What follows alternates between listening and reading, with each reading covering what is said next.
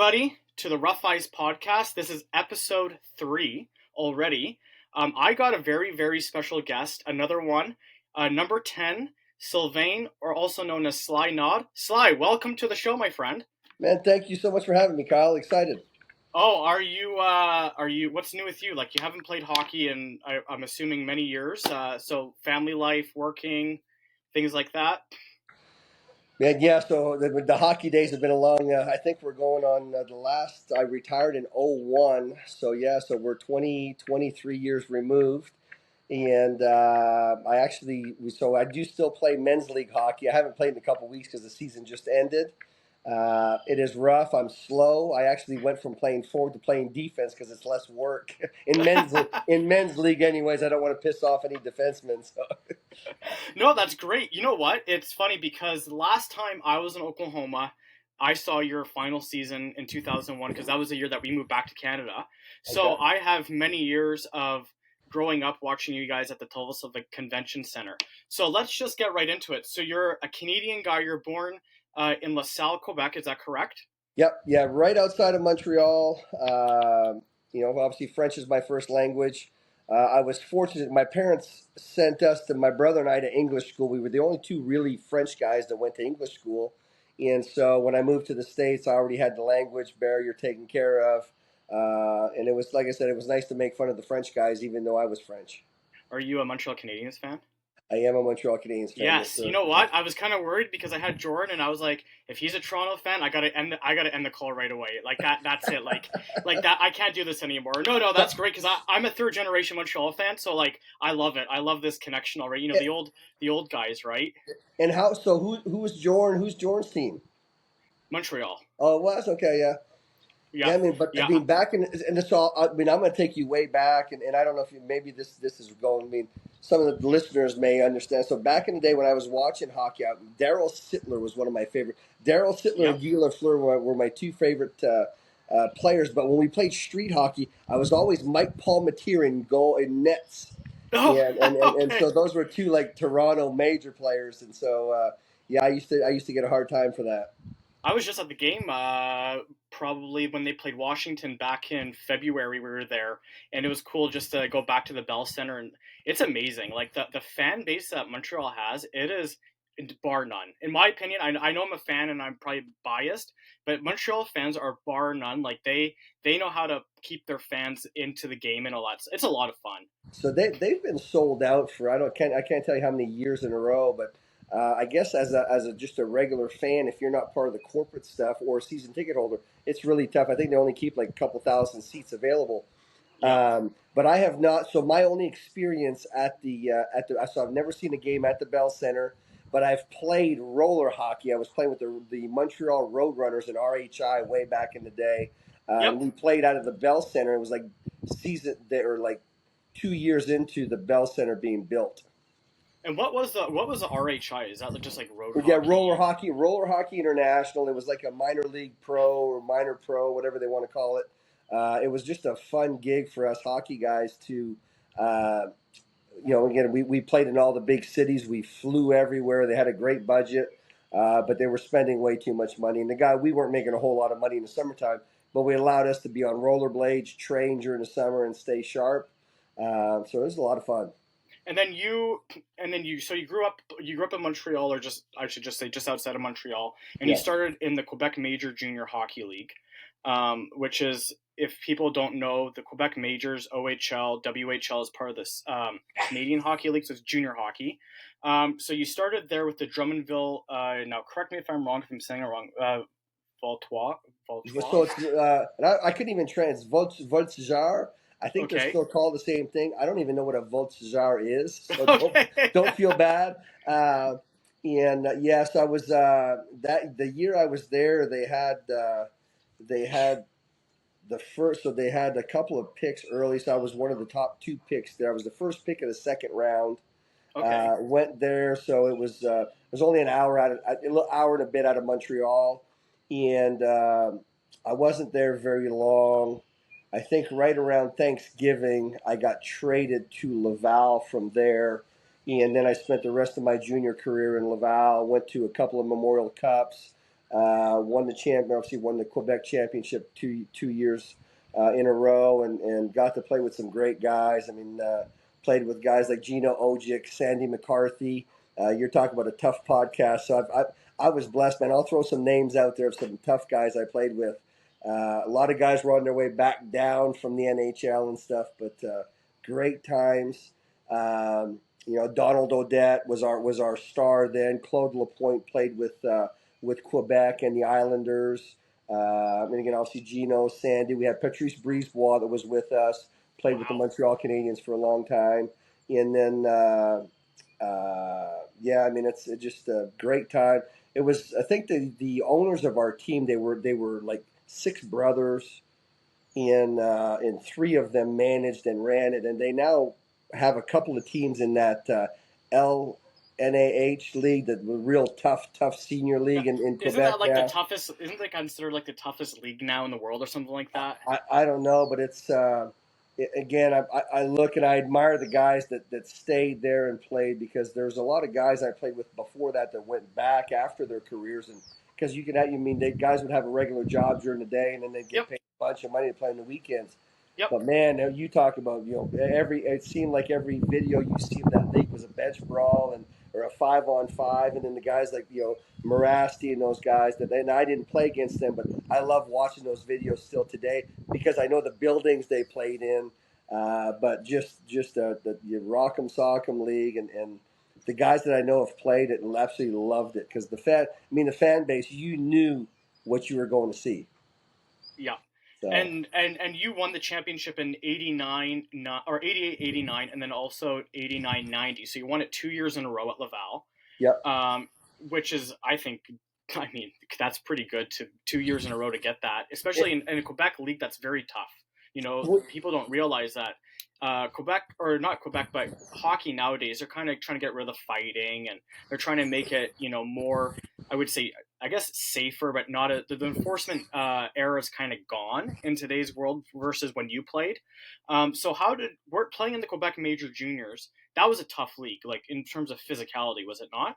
So it was physical, but if I had to be honest and compare it to the Ontario Hockey League and the Western Professional Hockey League, um, those leagues were really really tough, and I would say they were a lot more physical than the Quebec League.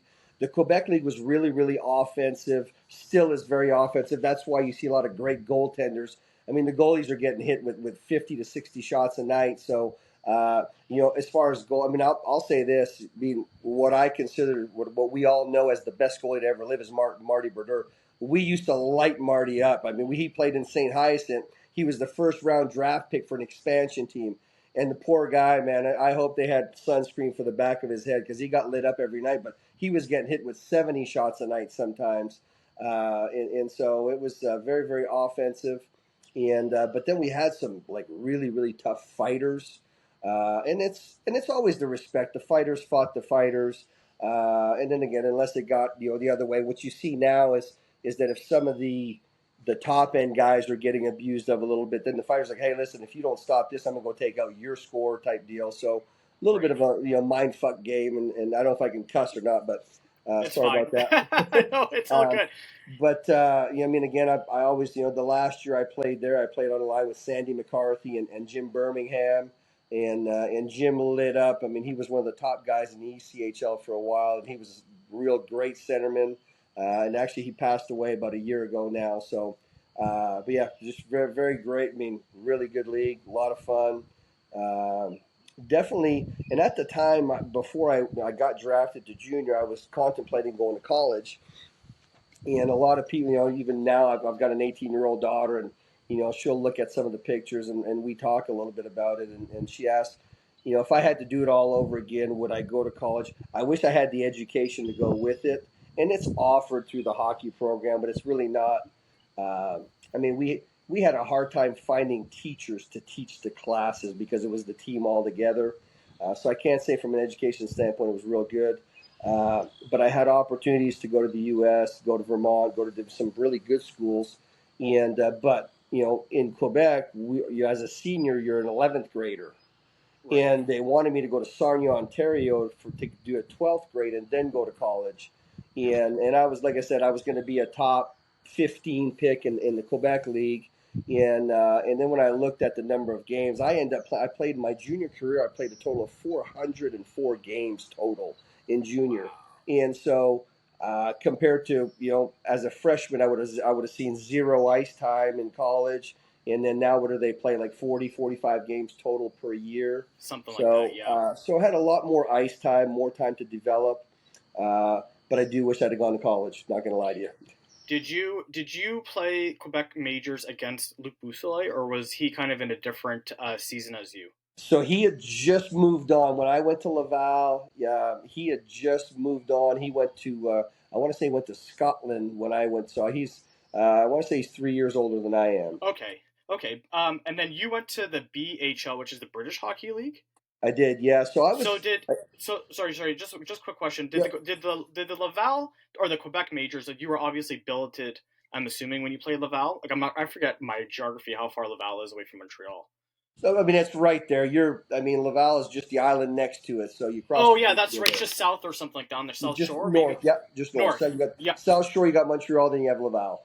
Okay. And when you went to the BHL, were you kind of nervous? Like, is it leaving? I mean, that's across the pond. That's not like you're just going, down to like Toronto or something. Like you're going across the pond to dedicate yourself to hockey. And so you played 3 seasons in the BHL. What was that like? Was it different compared to playing Quebec? Like I'm not sure. I've never watched a video of BHL, so I don't really have an opinion on it. So what was your take So on the, that? so the level of hockey now is way. So I would say now I would compare that. It's got to be really close to the high end ECHL and American League team because there's some really good players going there.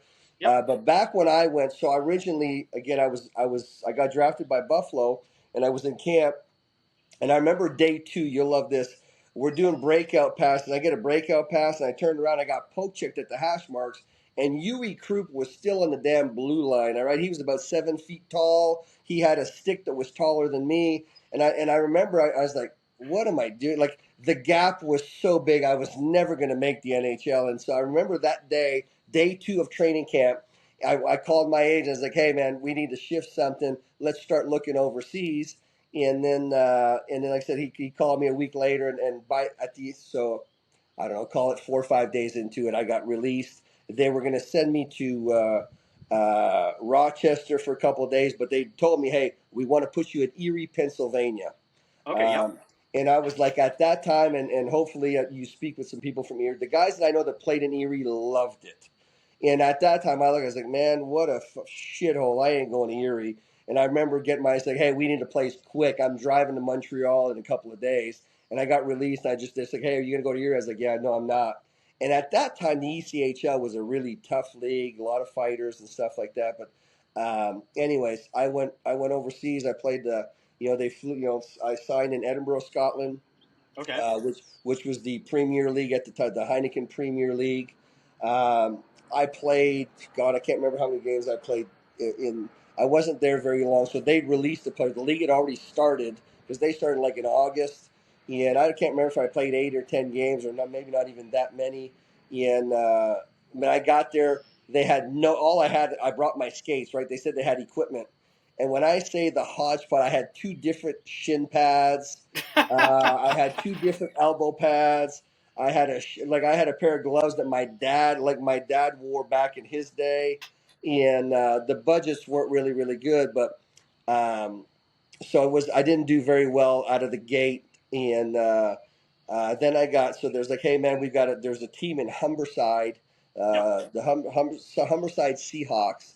Yep. They had two guys. They had Lane Lambert, who just got fired from the NHL. He was one of the imports there. Him and his brother Dan Lambert, and so he was having a knee surgery. He was going to be out for 6 weeks. And they had another guy, Scott Morrison, that was with Whitley Bay, that just God lit the league up for a long, long time. He was going to have a shoulder surgery and be out for 8 weeks. So I was there for a while, did really, really well there. And then those guys came back and were like, hey, Sly, where do you want to go? They helped me, and that's when I ended up in Manchester. Played with the Altrincham Aces, I think they were called. Had a great time there, but that rink had no glass; it was all netting. And Oh. I remember I was playing and I got hit and I flipped over like I was over the boards, but I was stuck in the net. So if you've ever been, you know how tough it is to get out of a hammock? Yeah. It's the exact same thing, but now you got hockey equipment, skates, and the fans would roll you back on the ice. I mean, it was a shit show, man. I sit back and look, but it was a great time. And then you got player of the game, and they handed you a case of beer as the Heineken player of the game. You get in there, next thing you know, I mean, all we did, we drank a lot of beers, but nowadays that league is so much better. There's the budgets are way bigger, and but it's like it's a great experience. And if I had to say if I had to do something over, I probably would have stayed in England or Scotland or in the UK there and played longer because I really the people were really nice, the players were great, and I got like I said, I hung out with the locals a lot. It was really a good setting. Funny story, the local guys at nights on the weekends, you'd come home late. And every Sunday morning, we'd wake up and we'd have a street sign, like a blinking street sign in our little courtyard. And, it was fun at first. We had two or three. Next thing, man, at one point, we had 20 or 30 of these signs. We get a knock on the door, and it was the city police. And like, hey, we're here to arrest you guys. You're stealing city property. And I was like, so we had to explain, hey, man, it's not us. It gets deposited. People, they're dropping it in our courtyard where the imports with the hockey team end up having to give away some tickets to them, their family. And then the city came by and picked up all the signs. But that was the running joke. Every Sunday we'd wake up to see what kind of street sign we had in our front yard. Just a great time. It Great sounds time. like you. It sounds like that scene from Slapshot. When the police show up in the dressing room. That's Well, exactly what I'm getting at. I'm just like, there really is like Sly Naud. We need to talk to you. Like, come with me, right? Shut the you're door. right. Well, I'll tell you what. So where it was like that. So then I want to say so after that when I came. So then I signed a contract with the San Diego Gulls. Okay. And I can't remember the coach's name who was in Buffalo. He got fired and ended up in San Diego. Um, God, I can't remember. He had a toupee, and and the only reason why I know this is because in practice and while I was in Buffalo in training camp, I ran into him, and his toupee fell off, and he covered his head with the glove. If anybody was with me back then, they know who I'm talking about. I can't remember his name, but he was a big lacrosse guy. And anyways, I'm getting sidetracked on you there, but I signed with the San Diego Gulls, went to camp, and then and I told him, I said, hey guys, I'm not coming to try out. I'm either going to have a contract or. And then we had all the guys from Buffalo. We Scott Arneal, Daniel Shank. Had a bunch of guys that got sent down, and they were like, hey man, if we're going to be in the minors, we may as well be where the sun is shining. And I got released in San Diego and came to Tulsa. I was here for a year, and then I signed a contract in Italy. Where I'm going with this is when I was playing in Italy, uh, man, if you lost the game, like the fan base in Italy was crazy. Like they would shake the bus. If they knew the referee's car, the cars were flipped over on their side. I mean, it was like just crazy fans in Italy. That was a great time too. And it's weird to think, you talk about like Italy and England and all that stuff. These aren't really like places. I don't think a lot of people think about just a regular guy going to play hockey at these places. Like that's cool that you did that. So how did you hear about the CHL? Like going to Tulsa? Was it because you said you had an agent? So was that an agent, or did you still have an agent when you played? For the Central Hockey League or pro at the No, so time? I had after England, I didn't have an agent again, and I got a great story on how I ended up in Tulsa. So I had a Yep. friend, I had a guy, Tom Corrales, another tough guy. You'll have to. I'll connect you if you want to run him for Perfect. podcast. No, He's that'd got be some great. great stories. So Tom calls me. Tom's from Montreal, and Tom speaks 7 languages, right? And obviously, I've got a French name. So he calls me and he's talking in French and he says, "Do you speak English?" I said, "Yeah, I went to school in English." He's like, "Oh, well, then I don't need to talk to you. So here's Gary Younger's number." Gary Younger was the coach, and so he sends me the number, and I call Gary. I said, "Hey, we chit chat and stuff," and it was later because I want to say like training camp was like the weekend of Halloween, Okay. so it was late, and it was starting to get cold in Montreal, and so I'm, and I asked Gary, I said, "Well, what's the weather like?" He says, "Man, I'm staring at palm trees," and I'm like, "Well," I was like, "Fuck it, man, send me a plane ticket, I'm in." And so I land in Tulsa. We all get in the van, get taking us to the hotel. I'm like, so I nudge him. He was driving, and I was in the passenger seat. I was like, "Hey." where's the fucking palm trees? He's like, what are you talking? He's like, what are you talking about? I was like, when you and I spoke on the phone, you said there were palm trees. He's like, yeah, I live in Phoenix. I have palm trees in my backyard. I'm like, man, you motherfucker.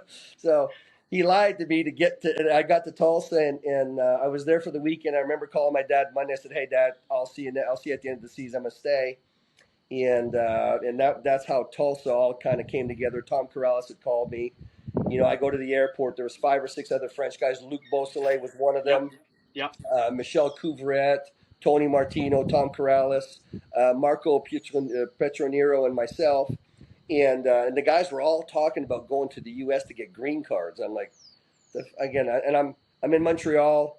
The most beautiful women in the world are in Montreal, and they're Yep. talking about going to get married in Tulsa, Oklahoma. I was like, man, you guys are nuts. And I knew nothing about Tulsa other than I thought they had palm trees, and I thought I was going to Cowboys and Indians. And now there's tornadoes, and pretty much that's it. I'm Yeah, just trying to think. yeah. I love Tulsa. Tulsa's been great to me. Great people, great fan base. Uh, yeah, those first 5-6 years in the CHL were a lot of fun. And your first year for Tulsa, you guys won the championship We did, against. we I did. believe it was your. I think you guys played Oklahoma City in the finals, is it not the We, Blazers?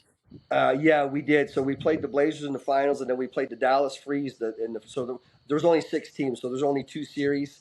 Yep. The top 4 teams made it, and the first series with Dallas went 7 games. Very physical. Yeah, I mean they had. I'm trying to think of the goalie they had. I played with him in Italy. Mike Zanier, Okay. and Mike won the Stanley Cup. He was the backup to Grant Fuhr and Andy Moe. He was the third goalie, but he was the backup to them when they won the Stanley Cup, when the Oilers were winning those years. And Okay. he was in Dallas, great goalie. And then that year, what happened? And the funny part with how I ended up in Italy was the Milan, the Milano Sima team, which was the main team in Milan, had folded, and so Okay. that's where we picked up Tony Fiore, Aldo Iaquinta, and then Dallas had Rico Rossi. They had several of the Italian guys that went to play with them. And so, because we had some of those guys, Dallas and us was a big rivalry. And then obviously Oklahoma City was an even bigger rivalry. And Mike McEwen had put a good team together. And like I said, I think that series went 5 or 6 games. Yeah, it was a lot of fun. Great times. I mean, those were. I mean, the CHL was a very physical league. Like it was like if you put your head down, you didn't survive. Yeah, Like it that. was That's how it was. very, very, like, from a hitting standpoint. Then we had, like I said, we had some tough guys. I mean, it's again, I was telling you earlier before we started the podcast. I mean, the tough guys I played with in Tulsa through the years. I'll start off with number one, Craig Cox. Yep. Then obviously we had Tom Corrales. We had Sean White that had played with the L.A. Kings. I had Mike McWilliams, who played with the Islanders. And again, some of the other being Link Gates, Sasha Lakovic. I mean, like you talk about some really heavy hitters. I mean, top guys, and but it goes back to, there was just a code when we played to where the tough guys fought the tough guys. Yeah, they would finish the hits. They dumped the puck in. It was a physical game, but that was, I mean, back then, you're going back to when Jacques Lemaire had invented the left wing lock, right? So it was very, Yep. very technical, very physical, not a lot of room. And yeah, just, I mean, the level, and we go back, you didn't have all the leagues you have now. So we had a lot of what I consider good quality American and IHL quality players. Ron Handy, Brent Supersia, Yep. Ron. I mean, we got Brian Shantz, Jackson. These guys were 120 point guys every year. They should have been at a higher level. Luc Beausoleil, Doug Lawrence. Yep. I mean, again, Doug. I think Doug's got over 1,000 points in the CHL or something crazy like He's that. But even. I think he even broke the record for the most assists in a season or something like that. yeah, Like it was a very good player, right? But you guys were coached by Gary Younger. yeah. Very now when he played, like I went back with your teammate Jordan Welsh, but Gary Unger grew up in he played in the NHL for the St. Louis Blues, and when he played, the NHL was no helmets, very physical, and he probably drilled that into the team, did he not? Just to kind of play where how he grew up. He was and Gary is such a I mean, one of the just a good human being. Yep, He was a big side, and I back when he played. I mean, obviously the NHL was way tougher. I mean, you could. I mean, it's like the Bobby Hulls, right? They scored and they fought, and they called him. They called Gary the Blonde Bomber. He had the Goldilocks just flowing. He was. A lot of people don't notice. He was the first guy in the NHL to have colored skates. I really, mean, I he never was knew just one of that. those. He was just one of those flamboyant players and great human being. And he had a he. So he wasn't a very technical coach, but he could recruit like nobody's business. Yeah, And so that's why all those teams again, Mike McEwen that was in Oklahoma City, Doug Shedden that was in Wichita, yep, Dallas. I can't remember the Dallas. Flockhart was the coach in Dallas. I mean, all these guys, they were all ex NHLers that could recruit. Was like I said, very physical. I mean, there was a lot of fighting, but it was always between the role players, whether they were the muckers in the corners and stuff like that. Again, I mean, to me, I want to say I don't know, I may have fought in 8 to 10 times in my entire career in the CHL. I wasn't a fighter, but but again, you had to. you were a physical player though. I was. I mean, I was real feisty. I wasn't. I mean, obviously, I'm not a big guy. I mean, I played. I mean, then when I started, I think I soaking wet. I weighed maybe 178, 180 pounds. But I took pride in finishing my hits. My role on the power play, I was the guy that stood in front of the power play, in front of the net, took a beating. I was very, very strong on my skates, and and then you had guys, like I said, man, you played with Craig Cox and those guys, and when they're defending you, when they got in trouble and it was kind of a line, you had to have their back or else they didn't have yours. So you had to mix it up if it was there. Um, but yeah, I mean, I remember being in Wichita and I was on the ice and again, Mike McWilliams and Craig Cox at the same time, and both guys were in the stands. And I remember crawling over the boards trying to get Craig back in, and he gave me that look like let go of me, and I Yeah, said yeah, hey, yeah. I let go. And I was like, oh shit, it's about to get ugly. So and then the funny part was, and I can't remember who I grabbed on the ice, and it may have been Rob Weingartner. We were both in awe, just looking like, oh shit, is this really happening? And and then I'm like, man, I'm in Wichita. The guys are in the crowd, like, where the fuck am I playing hockey at, right? And it is. You think back like the Slapshot movie, and then you get on the bus, and the Wichita fans are yelling and screaming at you. I mean, just craziness. And then you go back to Tulsa, and the Tulsa guys are doing the same thing back Oh to yeah, they got Wichita. you. It I was mean, just again, I mean, it's. I mean, they're still back. I mean, I guess the second. I was gone. I think I was in Italy at the time yep, yep. when Oklahoma City had God. What was the Boston enforcer? For a long time, and he was in Oklahoma City, and he ended up getting a fight with a cop off the ice. And, Oh, I remember this because uh, it was on the news or something like that, oh right? yeah, it was all over the news. Yeah, Yeah, something about I think a fan came down and said something, and then the Oklahoma guys were on their way to the dressing room, and yep, something got said. Yes, I remember. I yeah. remember that. I'll have to find a video of that and put on the video and show people what we're talking about because they'll understand what we're talking about. It Yeah. was yeah. I mean, and like I said, and what a lot of people may not know is that the Central Hockey League existed before we went, and they Yep. shut down for 9 to 10 years before we came back. So there was already an established, people enjoyed hockey, but I mean, it was the event to go to. We were sold out 90% of the time. I mean, you'd have a Wednesday night game, and you had 6,000 people there, and on a church night, and you're like, holy smokes! And they were. I mean, like I said, some of the best times in my life. And it's funny because I was just talking to my dad about this. We had for Father's Day there, and he was saying, "Yep, I remember, taking your kid. He told me like on a Thursday or a Wednesday. He said, "Who are you taking to the hockey game on Friday to go see Tulsa?"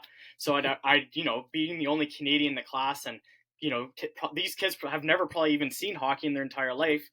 So I'd take them down to Tulsa, and every Friday that was a ritual thing we did was we'd drive the 45 minutes from Muskogee to Tulsa to watch you guys play and the fan base was fun. Like, I mean, I sat beside, like, we were right behind the penalty box of the away Oh, team, nice, right? nice. So I remember, the guys would get a penalty, and my dad was telling me, you just bang that penalty box as hard as you can, right?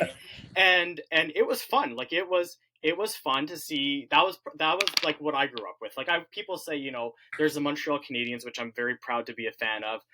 Third generation, my grandfather, blah blah blah. That kind of family history. But growing up, watching you guys play, you guys were my heroes. Like when I was a kid, like I don't think I ever talked about the Brodeurs or any of those guys that played in the NHL at the time, right? It was more, or even Saku Koivu, like those guys. It was more like I went to school and I was like on a Monday, and my buddy and I would be like, "Do you remember that? Sly Naud getting an assist or a goal or whatever, right? Or do you remember seeing Doug Lawrence? He dropped the gloves and you could see the flow, right? He had the Jofa helmet and the Yeah. flow and all that, right? But it was fun because it helped. Like I look at you guys play, and I look now, and I watch hockey now. You guys, when you guys would even go on a power play, right, and it'd be like a 4-on-5. It's different now because now you have a lot of I guess kids now call it dangling, but the deking around everybody, and it's almost like one guy carries the puck all the way through, right? He goes from one end to another, and Yeah. and everybody's trying to be that goal scorer, right? They want to be the hero in the game. When you guys played, there was no such thing as a hero in the game. It was pass, like tic tac toe, I call it. You just pass, shoot and score, and that was it, right? And that has kind of gone away now. I guess two-line passing, that was a thing back then too that they don't have now in today's world, right? But do you find that do you kind of miss that physicality or even the play-by-play, like the way you guys played, like in terms of, because you're a right winger, right? You played right wing, Yeah. so you were always either at the net or you'd be finding plays and stuff. How do you see when you see kids in today's world play the way they do versus how you guys grew up playing? Does it kind of drive you crazy, or do you kind of go and understand the way the sport's going on? So it's kind of both sides of that. So here's what I can say is social media has created that um, what I call the hot dogging, right? Back Yep. then, when we call, you did the how's she going, and I used to love it, and I was one of the guys. I got laid out several times trying to be fancy. I wasn't a stick handler. I could shoot the puck real well, Mm-hmm. and I played lacrosse growing up, so I could deflect. That's why I Yep. was in front of the net on power play. But the guys and I'll say this flat out, like one of the most entertaining guys I've ever watched play hockey was Doug Lawrence.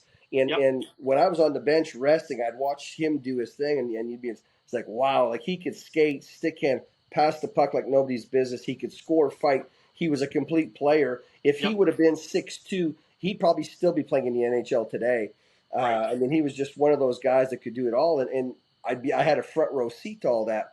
But Right. when you compare the play back then, it was more give and go because again, you were getting the hitting back there is you got hit. People were trying to hurt you when they hit you, Right. and the fighting was the same way. Like you'd get down after your fight, and guys were trying to gouge your eyes out. They were biting you. Now, guys, there's a respect now. They're professional athletes, so there's more respect.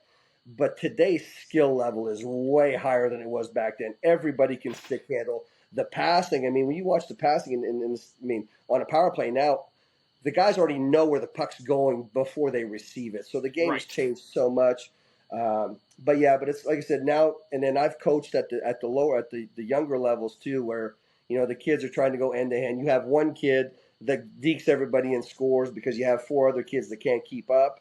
Right. And then usually because his dad was a hockey fan and took him, ice ski, whatever it was, and so you still kind of see some of that through the youth hockey. Uh, when you get to the junior level, you don't see as now again like I said, when Connor McDavid played junior hockey and those guys. I mean, again, even Jack Eichel was just. I mean, he's Yep. still a stud today, but those guys tore up junior hockey, Yep. and so the game has changed somewhat. But to me, I enjoy watching the game today. But them trying to get the enforcers out is to me, if the fighting stops, the injuries are going to go up because people start taking liberties on you because there's no accountability, and that's why to me I'll always say this is I was able to play on some good teams. I think I had 3 or 4 50-goal seasons, and the only reason why I scored 50 goals is because I had some of the toughest guys playing with me on the line. Without those guys, I don't score 50 goals, and Like so back it's you. No, no. I was yeah. just gonna say, like when you played for like the New Mexico Scorpions, that was one of Yeah. your best seasons, right? And I again there. I mean, I had Derek Crawford. on my line, and and Derek's passed on, but I'll tell a couple stories. We called him, Stumbling Bear is what we called his. He's an Indian from Manitoba. We called him Stumbling Bear, and I'll always remember the first. And he played in Dallas, and then we Okay. end up playing together. So we hated each other, and we both go to New Mexico and we play together. And he's on my line. He says, "Listen, Slice," and he was a big drinker, but social, fun guy, fan favorite. Loved the guy to death. But the first time I met him, he's like, "Listen," he's like, "Do not send me the puck during practice." What are you talking about? He's like, "Listen, I'm going to be hungover. I might still be drunk. I don't know." But he says, "Do not send me the dice. I'm going to go up and down my." And he had a towel around his neck, and he just tried to get a sweat to sweat the booze out. And he just go up and down his wing, and I'll always remember the first. We do a little breakout, trying to do a 3-on-1, whatever we do, and I send the Yeah. puck over, and we get back in line. And says, "Listen, fucker, don't send me the puck." And then for 2 years after that, I mean, he was on the ice with me at every time. I never sent the puck to him during practice, but he'd be on the ice and he'd bark at guys at the faceoff circle. And so Yeah. it just created so much room for me to play, and I was able to score goals. But without him, there's no way I score 50 goals. And were the sticks different? Like you guys didn't have this. Like it was more wooden sticks, or was it still just? Were they kind of going on to that carbon Yeah, type so of? it was switching. And I always remember because Luc Robitaille had started playing with Yep. those Fontaine graphite shafts, Yep. and all of a sudden we had a few, but we had wooden sticks. Each guy had his own pattern, and then those graphite sticks started coming in. The second year that I was in the WPHL with New Mexico, then it was Okay. then it was branches and Easton, and all those started coming out. Okay. That's And 1996, 97 back then. yeah, yeah, yeah. And even the way they tape the sticks now is completely different than what we did back in the day. Yeah. You didn't have the whole toe taped up or anything like that, right? It was a little bit different. What was your favorite memory of playing in the CHL or even just any type of league really? Like, did you have a favorite fan base that you liked going to? I know you said England was really really cool. Yeah. Being a guy from Quebec that's playing in the States or anything like that, what really caught your eye in any of the leagues really going from Quebec down? Man, it's so I was fortunate because I played in some. I had the opportunity to play in Montreal Forum in a couple of All-Star games, Yep. which was a lot of fun. And then and we talked about the CHL. The convention center sold out. 7,111 fans. But one of the favorite places to play in the Central Hockey League was in Oklahoma City. When we Right. went there and played the Marriott, they sold out 13,964. Still, and again, it's been I'm going on 24 years, retired, and I still remember the attendance number. The That fan base, because they knew hockey, because they had minor league hockey. That Central Hockey League used to be an affiliation to the NHL, and Right. so a lot of good fans. That was a lot of fun.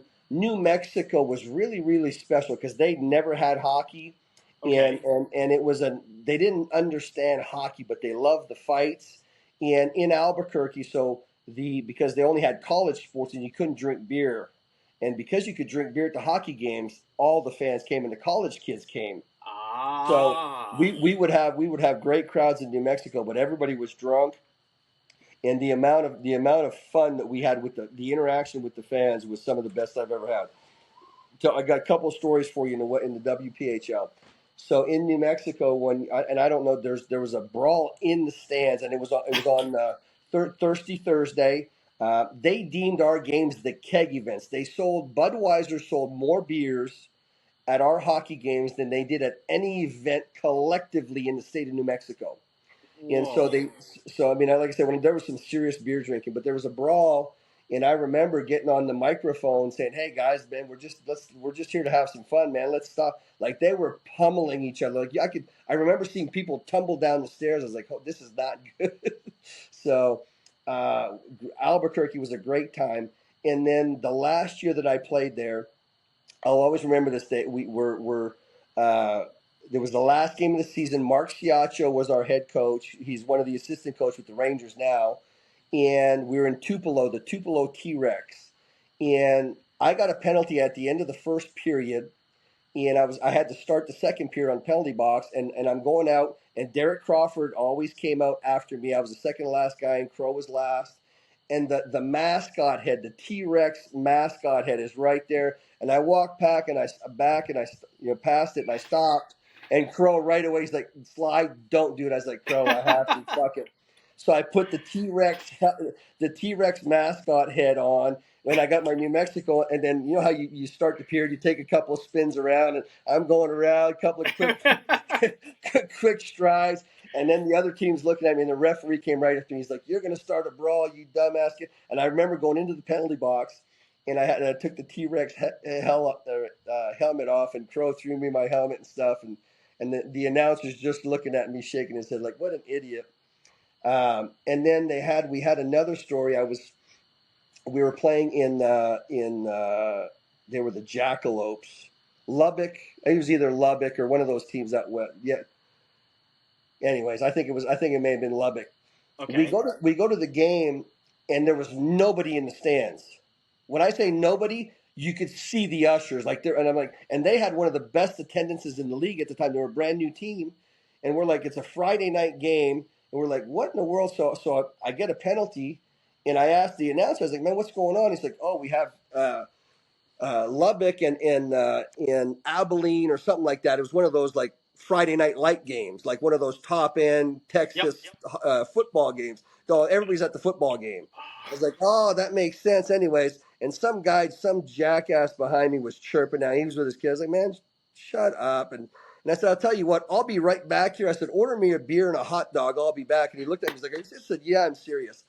And I went out there, and I'm on the bench, and I see the guy stand up, and he's holding up the hot dog and a beer. And I said, "Give me a second." I went out there, and so I lined up. I can't remember who I lined up against. And I said, "Listen, man, I got a hot dog and a beer waiting for me in the penalty box. When you turn around, I'm going to chop you. But just understand." And he turned around. I slashed him in the shin pad. Didn't hurt him. And the referee's like, "Get in the box, Sly." So I go in the box, and I ate a hot dog and had a beer in the penalty box. I mean, just crazy stuff that That you would think, never wow. happen today, world. Oh no, I mean now they're, like I said, man, they're having protein shakes between the periods. I mean, we were lucky in the playoffs if we had slices of oranges, right? I mean, it's they're drinking pickle juice for cramps and everything nowadays. But again, it was Odessa Jackalope. So yeah, Odessa was Okay. playing Lubbock at that night. It was Friday night. They were the two top teams in Texas, and yeah, it was just a great time, man. The WPHL was a great time. And then, like I said, because we were at altitude in New Mexico, Yep. we were mile high. A lot of people don't know Albuquerque's mile high, just like Denver. Okay. In those years, like I said, Tulsa was fun. I was young. I mean, I was going out quite a bit, having some fun. When I got to New Mexico, I got a little bit more serious. The stories I told you was the last year I was there. The first 2 years, I remember I would go run Sandia Peak. Then I'd go to practice. After practice, I'd go to the gym. I was a whole lot more about my fitness level, and then we would go down to Austin and Central Texas, and because we were mile high, man, I was just flying. Those were the years when I signed and played with Utah and Quebec and Houston. But that's strictly, I have to say, like I wasn't better than anybody. I just had a better cardio, better physical fitness for those 2 years than most people, and then the altitude really helped me. Did was fitness a big thing back then, or was it kind of like No, not really? yeah, No. no. Okay. So you got on the. The only time you went to, so we call it the executive workout, and you were going to sweat the booze out from the night before. It was a shit shave and a shower, and if the gym had a sauna, you'd go sit in the sauna to sweat the booze out. That was it, man. There wasn't a whole lot of fitness. Like I said, for me, I took my health more seriously when I ended up in New Mexico. Taylor Hall was our coach there, Yep. I know. and Yeah, I remember Taylor Hall. Yep. Taylor was really big into fitness. I mean, I remember we would do body squats for 10 minutes straight, and then after practice, he'd always have us doing an 8 to 10 minute leg workout. But again, Albuquerque was really good to us. If I had to go back, or if I could give anybody advice now that was what I call like myself a career minor leaguer, I would say go where the new leagues are starting, or go with a new team somewhere, because when we came to Tulsa, it was brand new. The CHL was starting. We were like rock stars in the city. When we went to New Mexico, we were like rock stars out there. It was a lot of fun. Have you been back to Tulsa lately? Like, have you seen? Like, are you? Have you been to the games at all, or no? Yeah, so not so. I do go to the games every once in a while. I'm gonna turn the lights on. Sorry, it's getting dark here in Arkansas right now. Um, We every once in a while I'll go to a game. Taylor Hall is the general manager there, so Taylor usually sets me up with tickets, and so I go to a few games now. Like these last two seasons, of the first 2 years, and I really don't know anybody, other than Taylor and the people that are in the front office. But I do not know any of the players. It's a whole new regime, and then with them having the PHPA behind them and stuff, it's all different than when it was back then. And now, and because the Central Hockey League, they went with this ECHL, so I'm Yeah, assuming yeah, like exactly. I'm It's the like ECHL now. Yeah, it probably exactly. seems a lot different than what it was when you played, right? Like it's probably just a different league than when you played. No. I mean, it's like I said. To me, today's kids are way more skilled. They're a lot faster. Like I said, the fitness is a part of their daily routine. It's like so. I tell people this. Like, I have not seen any of those guys out in a restaurant or out doing a promo anywhere. Where back in the day, we weren't making. I'll give you the numbers. The first year I was in Tulsa, I made $315 a week, and I had to pay $50 a week for my apartment. So whatever that net is. And I remember at the end of the year, I came back. Greg McEachern, who was a Montreal draft pick then too, he was my roommate. I played with him in Laval. We had a the day we left Tulsa, we went and cashed in like 12 or 13 checks from the season that we hadn't cashed. We ate for free and drank for free everywhere. And for about 5 to 7 years after I retired, I still never paid for a meal or a beer in Tulsa. I mean, Wow. the city of Tulsa was so good to us. So good to us. I mean, like you said, you guys were the stars because Yeah. that's all I talked about. I had to get a program every season. I had to get my puck. I had to get my mini stick. Like that was what I had to do, right? What about playing with guys like Curtis Voth or Dallas Anderson? Like those are some pretty tough guys. Dallas Anderson was a big boy, right?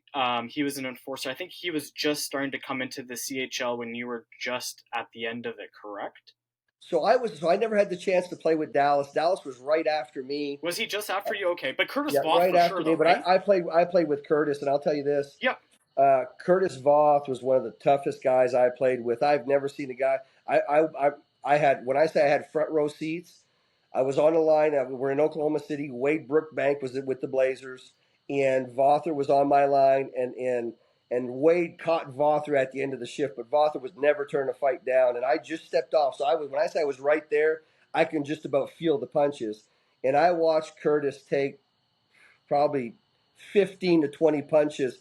Brookbank would hit him on the way down and hit him on the way back. He wouldn't even blink, and then he'd throw a couple of lefts and hit him a couple of times and refuse to go down. I mean, one of the funnest guys I played with. I mean, you talk about respect and I mean, loved Vother. But Loved you guys Vother. it was like a brotherhood, really, is what it was. I mean, we're all a bunch of Canadian guys living in a different Exactly. country that we didn't, I mean, Exactly. I mean, they're just you don't have. I mean, you don't have a choice but to bond together the way we did. Plus, you go back. I mean, I remember we'd go on 4 games in 4 nights on the bus. I mean, I mean, you're with it. We didn't have any sleeper buses either. It's like people now ask, well, how's your body doing after your career? It's like, yeah, I got hurt a few times playing on the ice, but I think my body hurts more from the bus. I mean, we traveled almost 3 million miles on a damn bus. So Right. how you see your dog curls on the pillow, grown ass men were sleeping like that, and on the bus. And the other part, if you fell asleep, guys were fucking with you all the time, man. I mean, you'd wake up whether it was shaving cream, liquid paper, a Sharpie mustache. I mean, it was I mean, yeah. If you didn't gamble on the bus and with your shitty meal money. I can't remember. I think we had like $21 a day in meal money. And you were out. If you gambled, you were out of money before you were 10 minutes out of town. But yeah, just I mean, a lot of fun. But yeah, I mean, here's the thing. Like there was a brotherhood even with the other teams at one point, Right. right? It's. Yep. I mean, right now, like I said, I mean, all the guys are on my Facebook now.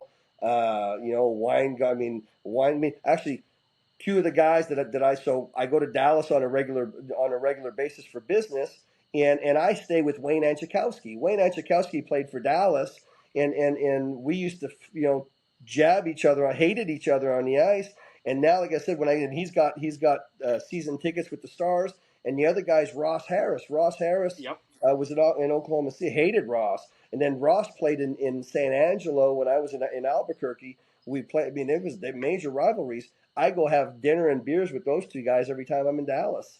And I mean, the other guy that a lot of people will know is Jacques Mayotte. yep, I was coming back from again. Jacques was in Central Texas when I was in New Mexico, and I was doing business in Corpus Christi. I was driving back, and I said, "Man," and Jacques was on my Facebook. I sent him a message. I was going through Central Texas, and he was in Austin at the time. I was like, "Hey, man, where you at? Let's get together for a bite." And he was selling cars at a dealership, and he's like, "Hey, man, swing by here." He says, we'll get in the car," and we end up getting the car. Went and played a round of golf. I'd never met the guy before that. I've played against him, yep, but because we were both French guys from Quebec, I mean, there was just. I mean, I can tell you now, I could go travel Europe and couch surf for probably 60 days and be on a different couch.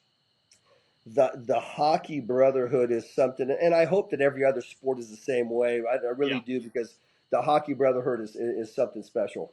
And again, I mean, kids, if you're listening to this and you're under the age of like 30, like I'm 35, there was no such thing as social media on a bus. They didn't have any No, of this Instagram. Like they had to really entertain themselves because there was nothing else to do. There was none of this cell phones or Wi-Fi or anything like no, that, right? But no, no. it sounds pretty cool.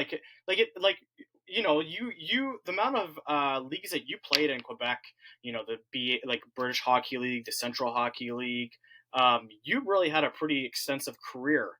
Um, was that something like you was that in your mind that you want to make the NHL, or was it something that you were okay with if you didn't make it and you're just happy to play in the league that you were? Or what was your like? You were drafted by the Buffalo Sabres, Yeah, right? so I mean, I was a 10th round pick to Buffalo Okay. the year before. So I'd scored 55 goals, I think, in Laval that year.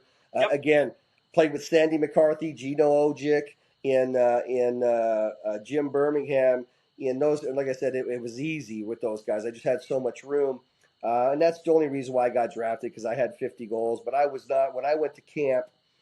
There was such a big gap between my level, because you got to think, man, at the time I was 19 years old, and you're playing against guys that are 30. And today I can tell you, a 30-year-old man's strength versus a strong 20-year-old, it's not. There's no comparison. And I saw that the gap was real big. I was like, hey, Yep. man, this is not for me.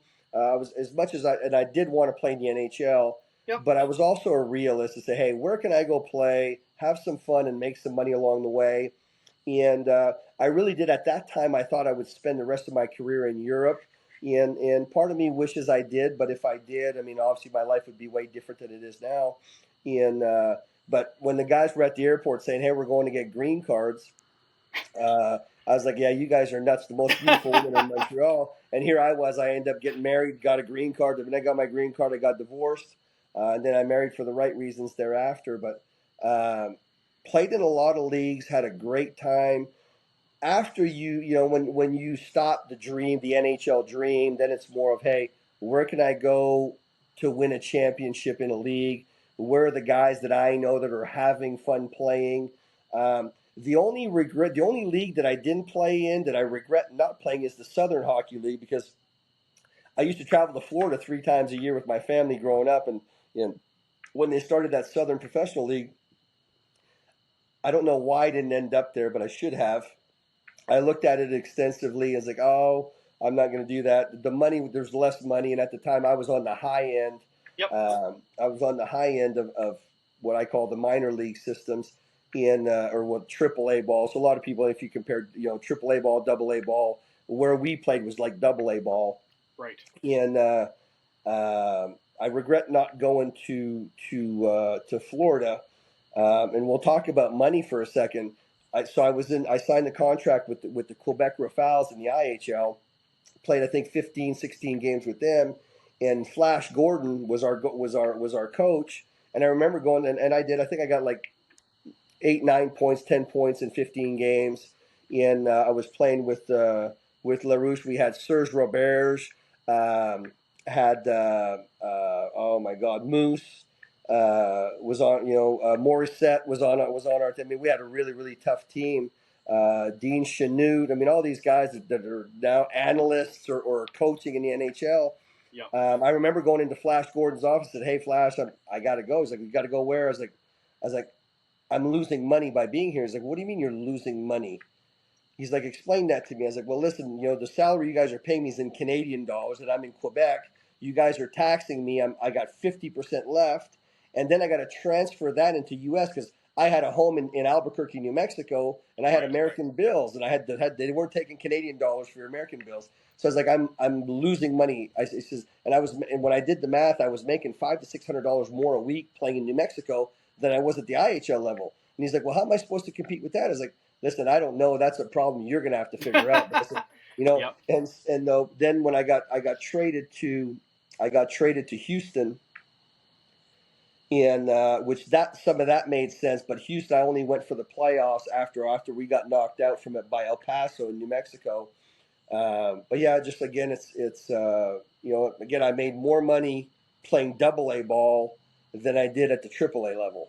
And So I think a lot of kids don't realize like the NHL. There's nothing wrong with having a goal to go to the NHL, but the reality is maybe one or two kids even just out of Ontario alone make the NHL, right? And I don't think a lot of kids they should. I'm not saying they don't follow your dreams, but always have a backup, right? Always, you just never know what's going to happen, you know. I would always say this, guys. It's everybody needs to start looking towards school, and the great part about the junior levels is you play so much hockey, right? It's Yep. hockey first, education second. Where when you go to school in the U.S., it's education first because if you don't have the grades, you can't play. Right. Um, but at the same time, it's kind of it's you can go to school, and if you don't get the ice time, it's real tough. But the good news is you end up having a college degree. I mean, again, I played with Kent Hughes, who's the general manager for the Canadians today, right? We played Yep. together with Lac St. Louis Lions, midget AAA. And I remember him, we were on the bus on Saturdays, and he was studying for his SATs. I'm like, what the fuck are you doing?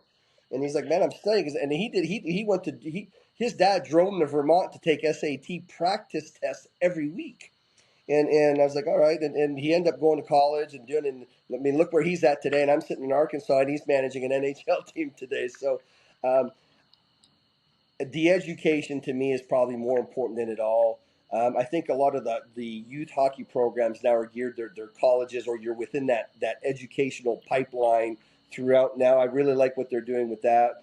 And then I think it allows a lot of kids that wouldn't normally be playing at a higher level to play at the highest level they can. But I'll always strive to say, hey, go to school first. Yeah. And a few more questions before I let you go there, Sly. Yeah, you're good. Um, First of all, Do you know what tell the me. score is on the game yet? Do we know the score in the game tonight? Let's look it up right now. Okay. I'm. You know Yeah. what? Yeah. For those of you Okay. that don't know, I want Edmonton to win. it's game 5 of the Stanley Cup that's going on right now. While we're the last I saw, Edmonton was up 1-0 after the first. All right. So it's not the final score. It's 15-32 in the third. Okay. 4 for Edmonton and 3 for the Panthers. Ooh, man, will we have a game 6? I think. What's your prediction? What do you think? So I thought my prediction was Florida in 6. To me, I think Florida and I'll say this all day long. To win a championship starts in net.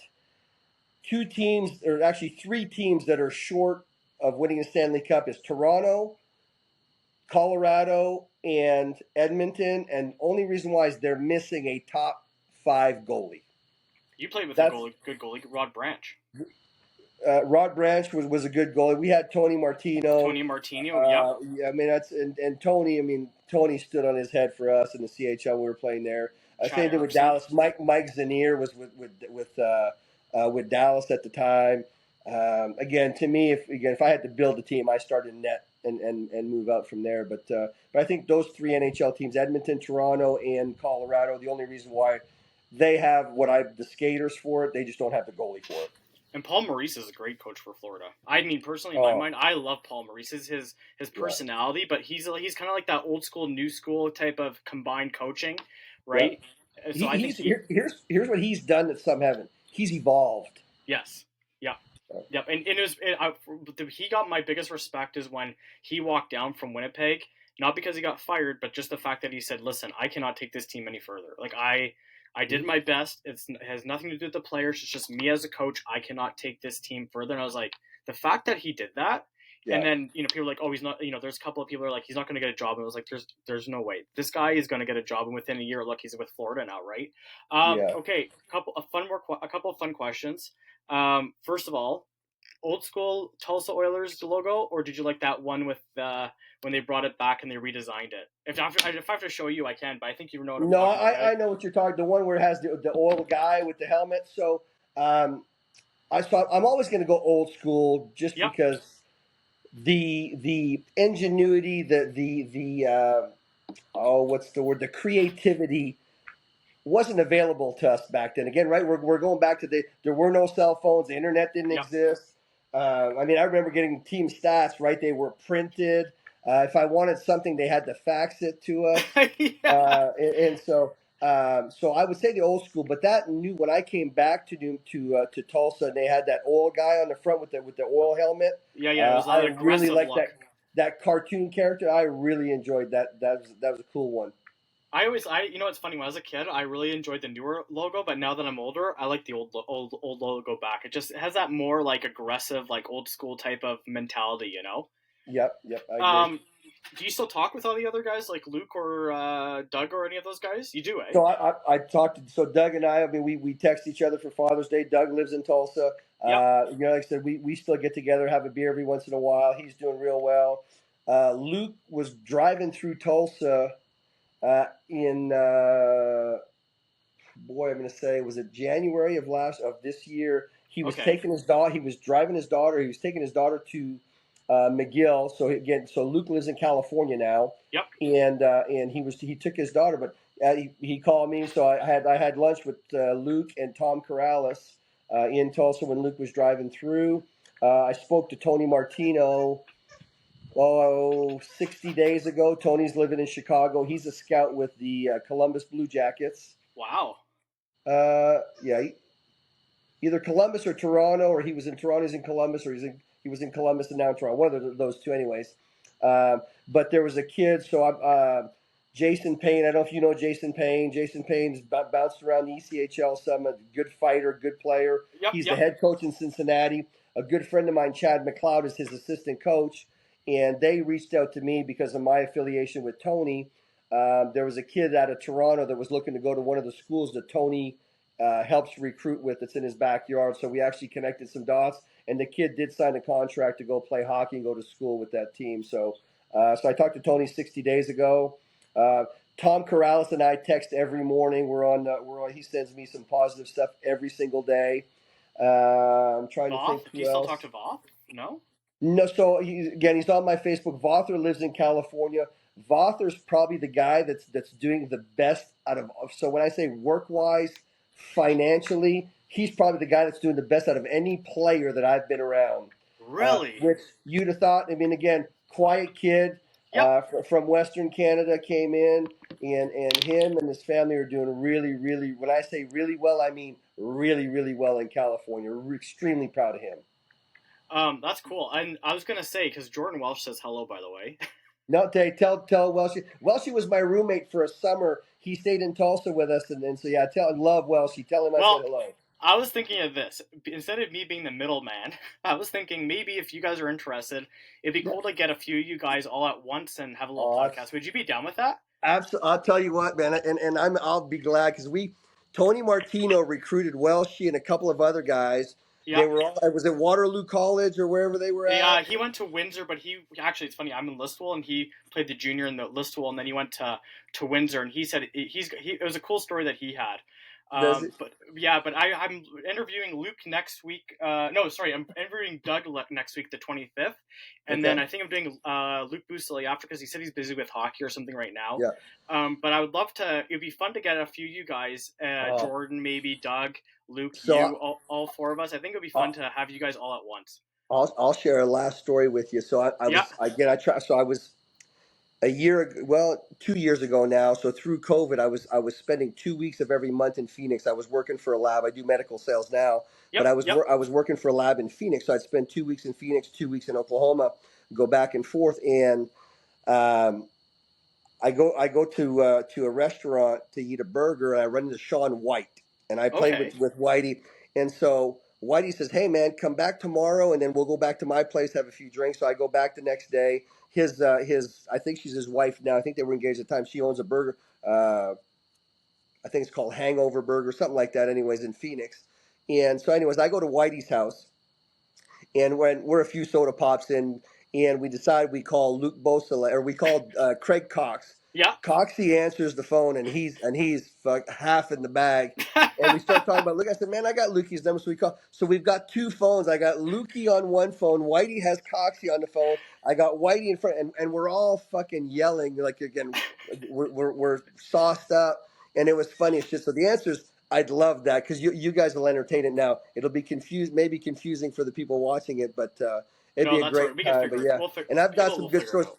So with Welshie though, because Tony Martino, we flew those guys in, hit Welshie and two other guys, Yep. and I mean, I'll tell you what, I was in charge of running them through town, because Tony Martino was married at the time. I was too, but my wife was a flight attendant, so she was always gone, Yep. and so I entertained the boys. But yeah, they were, before they left, they're like, "We'll be back for sure." They didn't need to sign contracts. We knew they were coming back. We had a great time. No, you know what, Sly? This has been fun.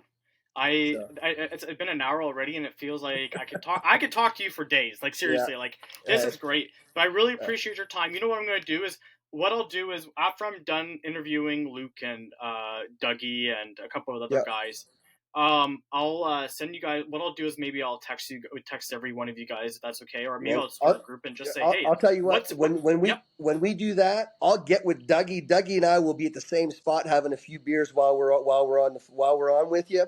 And if there's anybody perfect. else you need to connect with in the CHL or stuff like that, if I don't have their direct number, they're Facebook friends of mine, I will connect the dots for you.